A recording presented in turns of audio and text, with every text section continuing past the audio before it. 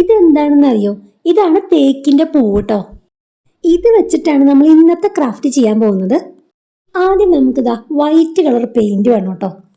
ഇനി ഇത് നമുക്ക് ചെറിയ ചെറിയ പീസുകളായിട്ട് ഇങ്ങനെ മുറിച്ചെടുക്കണം കേട്ടോ. ഇനി നമ്മളത് പെയിന്റ് അടിച്ചെടുക്കുകയാണ്.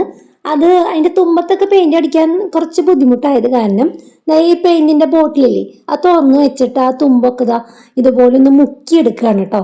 അപ്പോൾ നിറച്ച് പെയിന്റ് ഉള്ള ഒരു കുപ്പി വേണം എടുക്കാനായിട്ട്. ബാക്കി ഭാഗത്ത് നമുക്ക് ബ്രഷും കൊണ്ട് അടിച്ചെടുക്കാം. ഇനി ഇതേ ചെറിയൊരു തെർമോക്കോൾ പീസ് ആണ് എടുത്തിരിക്കുന്നത്. അതിലേക്ക് നമ്മൾ ഓരോന്നോരോന്നായിട്ട് ഇങ്ങനെ കുത്തി കൊടുക്കുകയാണ്.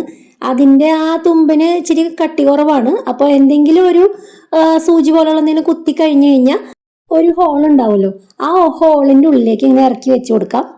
അങ്ങനെ ഞാൻ മുഴുവനും ഇറക്കി വെച്ച് കൊടുത്തു. ഇനി ഇതാ ബട്ടർഫ്ലൈ വെറുതെ അതിൻ്റെ ഇടയിൽ വെച്ച് കൊടുത്താൽ മതി, ഒട്ടിക്കൊന്നും വേണ്ട. പിന്നെ ഈ ഒരു ബട്ടർഫ്ലൈ ഉണ്ടാക്കുന്ന രീതി ഞാൻ നേരത്തെ ഒരു ഷോർട്ട് വീഡിയോ ആയിട്ട് ഇട്ടിട്ടുണ്ട് കേട്ടോ.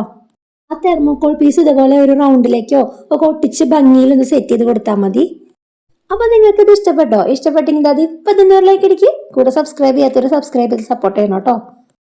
പിന്നെ ക്രാഫ്റ്റ് ഇഷ്ടപ്പെടുന്നവർക്ക് ഷെയർ ചെയ്യാൻ മറക്കണ്ട. അപ്പൊ നമുക്ക് അടുത്ത വീഡിയോ കാണാം അല്ലേ. ബൈ.